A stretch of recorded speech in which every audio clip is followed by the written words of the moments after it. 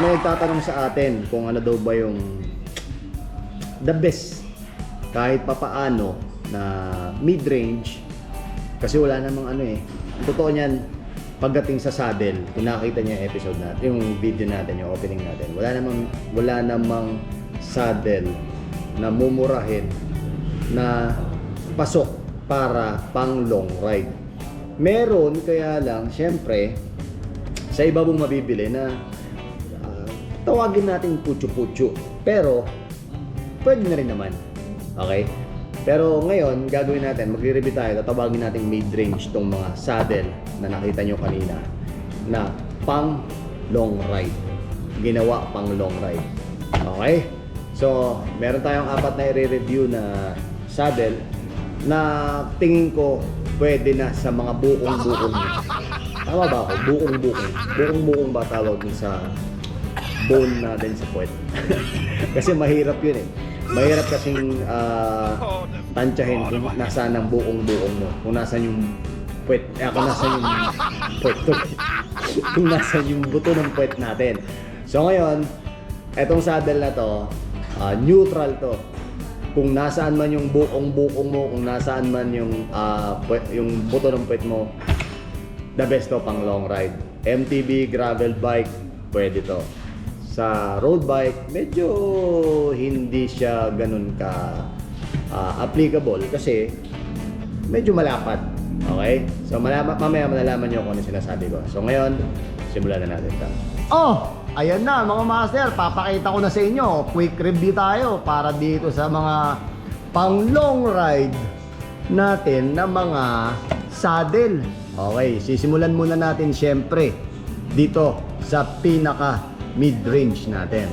Okay, ito is si Max Flex S Fill. Okay, perfect visibility, maximum safety.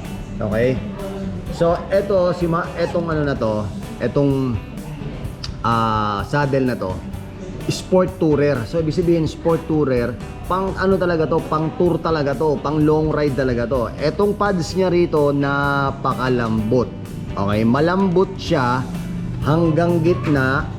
Tong kabuuan nito mga master, etong kabuuan nito malambot. Okay, napakalambot. Tapos ilalim niya railings. Ito kasi made in Italy. So kailangan pagka nakasakay ka dito, muy bien, di porke, dapat mga ganun ka magsalita. To, tapos meron siyang Max Flex dito sa harapan. Wide siya, mga master. Kung titingnan natin ang isang dangkal. Okay? Isang dangkal. Tapos rear natin, ganito ang sight niya. Okay, so pantay to mga master ha, pantay. Tapos side view natin, pantay, kung makikita nyo.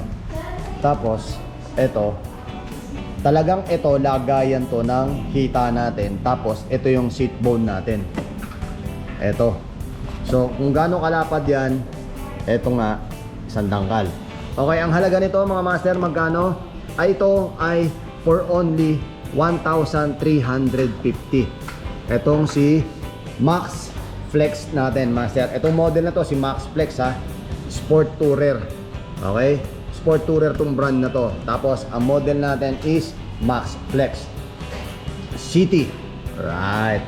Okay, kung interesado ka dito, master, puntahan mo lang dito yan sa Roosevelt Bicycle Center. At syempre, ang susunod natin, isa pang model ni Tourer, mga master. Bibilisan na natin to dahil ang lakas na ng ulan. Baka wala na tayong makuwang penoy. Ito si Kaalam Gel. Okay? So, since alam nyo na, nakita nyo ng Kaalam Gel, etong wide nito, gel type to. Ang lambot. Sobra oh. Ang lambot nito, master. Short lang yung pinakanguso niya. Tapos sa harapan, merong siyang nakalagay na model, Kaalam. So, etong ano na to, etong sport tourer na to, made in Italy din siya, mga master. Okay, made in Italy siya. Ang halaga nito is 1,800. Gel type to mga master. Tingnan mo sa rear kung ano. Para siyang may mga pang seat bone talaga dito. Okay, so naka-design siya sa mga seat bone nyo na malalaki. Kung saan pupunta yung seat bone nyo, sakop nitong mga gel na to. Yun ang kagandahan nito mga master ha.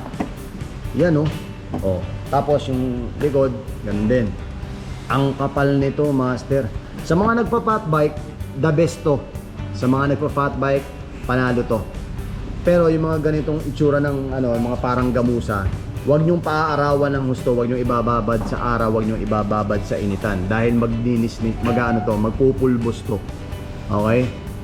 Magpupulbos yung mga ganito, kaya ingatan nyo rin para hindi masayang yung ganda ng saddle nyo. Okay, ang halaga nito is 1,800. Susunod tayo dito naman sa DDK. Ito, si DDK. Si DDK, ito yung foam niya para makita nyo yung meron siyang pan-testing dito.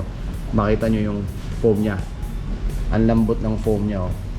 Pagka pumunta kayo dito mga master, naghanap kayo ng saddle na pang long ride, tanong nyo lang yung mga ganitong brand. Tapos may pan-testing sila dito, ayan oh, kaya nito. Testing nyo lang kung gaano kalambot yung foam nya. Ito naman, ito kahit mabasa, maarawan, matagal to bago kukupas. Kasi tingnan nyo yung foam nya. Etong mismong may guhit na to, ito yung seat bone mo, dito papasok. Pagdating dito medyo hard ng konti yung foam nito, pero pagdating dito napaka-soft ng foam nya. Okay, gaano kalapad? Mas malapad pa rin yung kaninang Max Flex. Okay? Tapos ito, sobrang lambot hanggang sa may mga itim na to. Tapos meron siyang decals na DDK. Okay? Comfort Plus. Okay, ang halaga nito mga master, ito murang-mura to mga master. Murang-mura to. Okay, murang-mura to, mamaya papakita ko sa inyo. Ayan, ito ang specs niya. High reduction of peak pressure. Okay? Shocks, compression. Okay? So lahat 'yan indicated dito. Tapos ito na yung nasa ilalim niya. So bukod pala dito sa foam na to, meron siyang base na plastic para dito sa railings niya. Okay? So maganda to master. Panalo to. Ito yung gilid oh. Memory foam. Makapal. Oh. Diba? Sa bigat, ayos lang. Mas ayos lang. Sa bigat naman itong Max Flex, mas mabigat tong DDK kumpara dito kay Max Flex. Kay Max Flex naman, kumpara dito kay Kaalam, mas mabigat si Max Flex kumpara kay Kaalam. Mas magaang si Kaalam. Hindi ko alam bakit pero yun ang pakiramdam ko. Nararamdaman natin ang bawat nararamdaman ng ibang tao, syempre. Okay, susunod natin ang pinakahuli, si Bioman. Ay, Bioactive pala. Bioactive. Ito si Bioactive, marami na ako nakitang gumamit nito sa mga nagpa-fat bike. Okay, may mga nakita na akong gumamit nito, may mga nakita na rin akong gumagamit sa mga touring bike. Okay? Kasi yung fat bike di naman mabilisan dun eh. Puro chill ride lang naman yan. Ito naman mga master, leather na hindi siya glossy, hindi rin siya matte black, pero leather siya na napakakinis. Okay? Pagdating naman sa soft ng foam niya, malambot to. Kahit saang anggulo, kahit saang parte ng buong ito ay napakalambot. Kaya tinatawag natin ito na pang touring saddle, pang long ride saddle. Kasi kung mapapansin nyo, lahat ito, itong bawat kanto na to, bawat gilid, ang tataba ng foam, ang susoft ng foam. Okay? Grabe yung foam nito. Tapos Bioactive meron dito sa gilid. San Marco. Okay. Si San Marco. Bah, San Marco pala may gawa nito. Oh, hindi mo akalain mo 'yon. Si San Marco. Ang ganda, no? So dito nakalagay sa gilid is waterproof. Okay, waterproof biofoam. At ito, small pa to mga master ha. Kung gaano kalapad to, papakita ko sa inyo kung gaano kalapad. Oh, isang dangkal din siya mga master. Isang dangkal. Okay, tapos yung ilalim niya may nakasulat dito sa gilid. Ayan oh. Ride more, drive less. Wow, powerful. Tay. Railings niya, ito. So, sa likod makikita nyo, ito yung likod niya. Ayan, sa likod. So, kung mapapansin nyo, talagang umbok na umbok pagdating sa puwitan. 'Di ba? Umbok na umbok siya oh.